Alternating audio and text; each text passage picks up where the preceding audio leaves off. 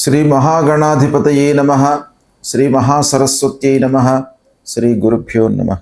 సింహరాశి వారికి సహజమైనటువంటి లక్షణాలు, తర్వాత సింహరాశిలో జన్మించినటువంటి వారికి ఎవరితో వ్యవహారం చేస్తే అనుకూలిస్తుంది, ఏ దేవతను ఆరాధించాలి, ఏ రోజులు కలిసి వస్తాయి అనేటువంటి విషయాలను విశ్లేషించి మీకు చెప్తాను.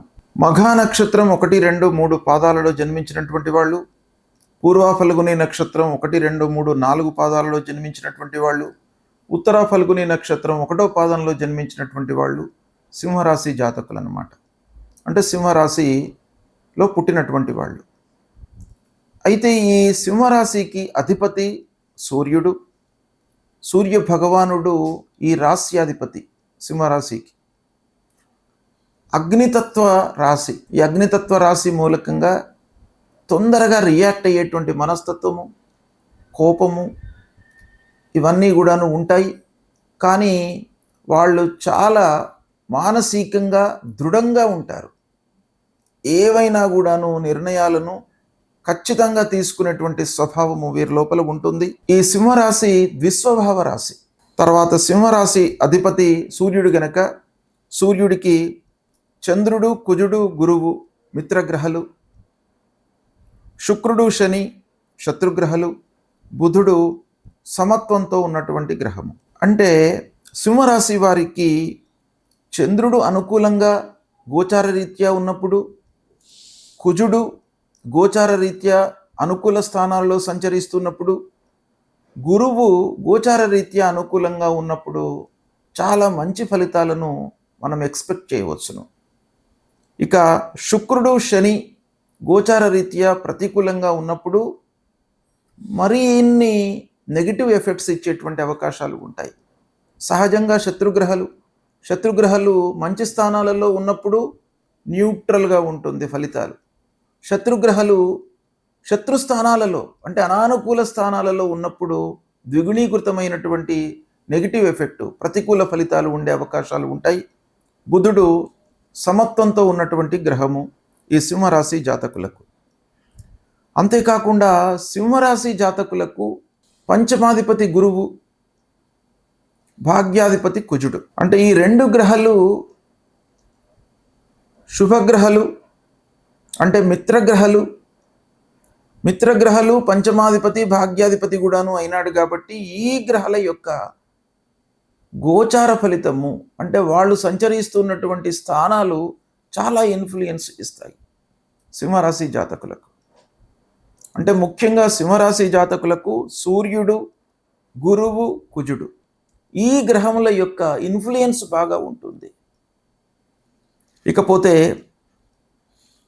ఈ రాశిలో జన్మించినటువంటి వారి యొక్క సహజ లక్షణాలు అంటే రాశి పరంగా లక్షణాలు ఎలా ఉంటాయి అనేటువంటిది చూసినట్టయితే, ఈ రాశిలో జన్మించినటువంటి వారికి చాలా దృఢమైనటువంటి విశ్వాసం ఉంటుంది. అంటే ఆత్మవిశ్వాసం బాగా ఉంటుంది. నేను ఏ పనినైనా కూడాను సాధిస్తాను అనేటువంటి ఒక మనస్తత్వం ఉంటుంది. అంటే ప్రయత్నము చాలా గట్టిగా చేస్తారన్నమాట ఈ సింహరాశిలో ఉన్నటువంటి వాళ్ళు. సమాజంలో అందరిపైన కూడాను గౌరవ భావంతో ఉంటారు. సహజంగా వీళ్ళు కూడాను ఒక గౌరవ మర్యాదలను పొందుతారు. అంటే సమాజపరంగా వీళ్లకు మంచి కాంటాక్ట్స్ ఉంటాయి సింహరాశిలో ఉన్నటువంటి వారికి. అంటే స్నేహితులు, బంధువులు, సమాజంలో ఒక మంచి స్థాయిలో ఉన్నటువంటి వాళ్ళు వీళ్ళందరితో కూడాను కాంటాక్ట్స్ బాగా ఉంటాయి. సింహరాశిలో జన్మించినటువంటి వారికి లీడర్షిప్ క్వాలిటీస్ ఉంటాయి. నాయకత్వ లక్షణాలు బాగా ఉంటాయి. నలుగురిని పోగు చేసుకోవడము, వాళ్లతో బాగా మాట్లాడడము, మాటలతో వాళ్ళందరినీ ఇన్ఫ్లుయెన్స్ చేయడము, ఇలాంటి లక్షణాలు బాగా ఉంటాయి. అన్నిటికంటే ముఖ్యంగా ధైర్య సాహసాలు చాలా ఉంటాయి సింహరాశిలో జన్మించినటువంటి వారికి. ప్రతి పనిని కూడాను సూక్ష్మంగా ఆలోచించి చేస్తారు. తర్వాత ప్రతి పని కూడాను ఒక గౌరవంతో దాన్ని పూర్తి చేయాలి అనేటువంటి భావనతో ఉంటారు. ఆ పని చేయడం మూలకంగా, పూర్తి కావడం మూలకంగా మనకు పేరు రావాలి అనేటువంటి ఒక ఉత్సుకతో ఉండేటువంటి స్వభావము వీరి లోపల ఉంటుంది. ఇకపోతే ఈ సింహరాశిలో జన్మించినటువంటి వారికి ముఖ్యంగా నలుగురికి సహాయం చేయాలనేటువంటి మనస్తత్వం కూడా ఉంటుంది. ఒకవైపున ఆత్మవిశ్వాసము, నాయకత్వ లక్షణాలు ఇవన్నీ కూడాను ఉండడం మూలకంగా సహజంగా నలుగురికి ఉపయోగపడేటువంటి పనులు చేయాలి, నలుగురికి సహాయపడాలి, తద్వారా మంచి పేరును సంపాదించాలి అనేటువంటి ఒక లక్షణాలు వీరి లోపల ఉంటాయి. అయితే వీరి లోపల ఉన్నటువంటి ఒక లక్షణం ఏంటంటే ఆత్మాభిమానం.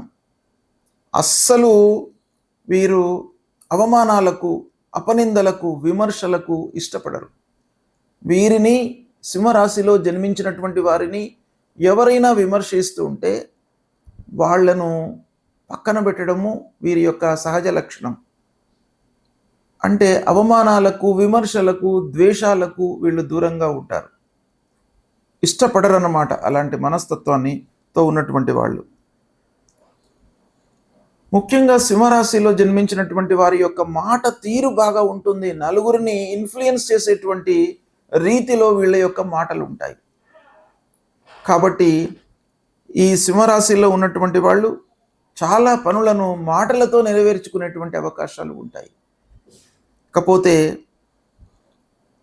వీరి యొక్క మానసిక స్థితి ఎలా ఉంటుంది అనంటే సహజంగా గర్వ స్వభావం ఉంటుంది. ఈ గర్వ స్వభావం మూలకంగా కొన్నిసార్లు ఇబ్బందులను ఎదుర్కొనే అవకాశాలు కూడాను ఉంటాయి. ఆత్మగౌరవం బాగా ఉంటుంది. ఏదైనా ఒక పని విషయంలో నిర్ణయం తీసుకున్నట్టయితే మళ్ళీ దాన్ని బ్యాక్ స్టెప్ తీసుకోవడానికి వీళ్ళు ఇష్టపడరు. అలాంటి మనస్తత్వం ఉంటుంది. అంటే ఒకసారి నిర్ణయం తీసుకుంటే దాన్ని కంటిన్యూ చేస్తారు. పని పూర్తయ్యేంత వరకు కూడాను దానిపైన మనసు నిలుపుతారు. దానికి కావలసినటువంటి చర్యలు తీసుకుంటారు. దానికి కావలసినటువంటి వనరులను సమకూర్చుకుంటారు. అలా ఒక్కసారి ప్రారంభిస్తే దాన్ని పని పూర్తి అయ్యేంత వరకు కూడాను వదిలే స్వభావం కాదు. కొన్నిసార్లు అనవసరమైనటువంటి విషయాలకు కూడాను రియాక్ట్ అయ్యేటువంటి మనస్తత్వం ఉంటుంది.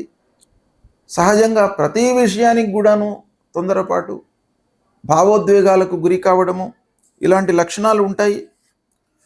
అయితే వీరు చేసేటువంటి వ్యవహారము నలుగురితో ఎలా ఉంటారు సమాజంలోనంటే స్పష్టమైనటువంటి ఒక నిర్ణయాలను తీసుకుంటారు. అంటే ఒక ఖచ్చితమైనటువంటి నిర్ణయంతో ఉంటారు వీళ్ళు.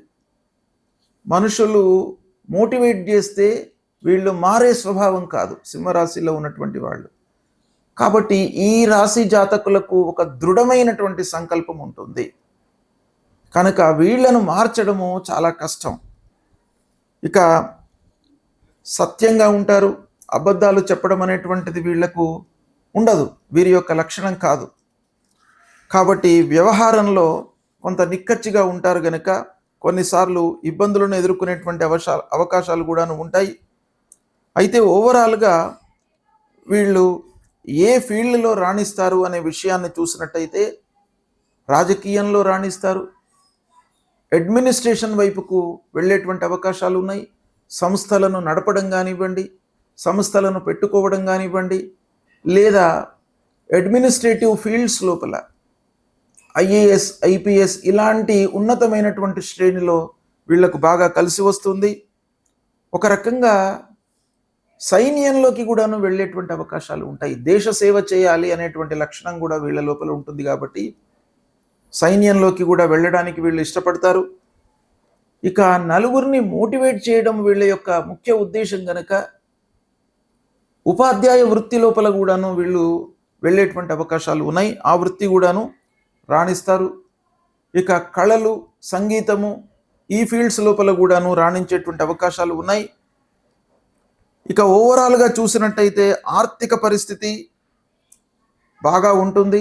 సమస్యలు ఉండవు జీవితంలో. ధైర్యము, శ్రమతో పనులు చేస్తారు.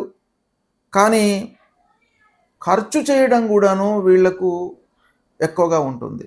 అంటే ఖర్చు విషయంలో కొంత ఉదాసీనత ఉంటుంది కాబట్టి ఎక్కువ ఖర్చు చేసేటువంటి అవకాశాలు ఉన్నాయి. ఇక ఓవరాల్గా మనం చూసినట్టయితే ఈ రాశి వారికి ఆధ్యాత్మిక పరంగా అంటే ఏ దేవుణ్ణి ఆరాధిస్తే వీళ్లకు బాగా కలిసి వస్తుంది అనే విషయాన్ని మనం చూసినట్టయితే, వీళ్లకు సూర్యుణ్ణి ఆరాధించడము, రాస్యాధిపతి సూర్యుడు గనక రాస్యాధిపతి యొక్క అనుగ్రహం కావాలి కనుక సూర్యనారాయణుణ్ణి పూజించడము, సూర్యుడికి సంబంధించినటువంటి మూలమంత్రాన్ని జపించుకోవడము, ఆదిత్య హృదయము పారాయణం చేయడము, ఇవి బాగా కలిసి వస్తాయి. అంతేకాకుండా శివుణ్ణి ఆరాధించడం, శివారాధన, ఆ పరమేశ్వరుణ్ణి ఆరాధించడం మూలకంగా కూడాను ఈ సింహరాశిలో జన్మించినటువంటి వారికి బాగా కలిసి వస్తుంది.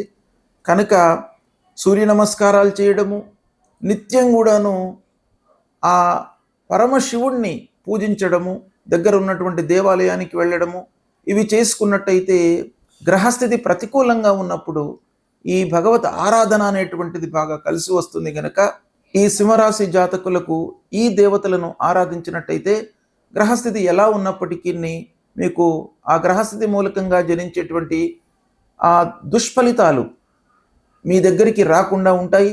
సహజంగా ఈ భగవంతుడి యొక్క అనుగ్రహం మూలకంగా మీకు మంచి జరిగే అవకాశాలు ఉంటాయి. కాబట్టి ఈ సూర్యుణ్ణి, శివుణ్ణి ఆరాధించండి, శుభ ఫలితాలను పొందుతారు. శుభం.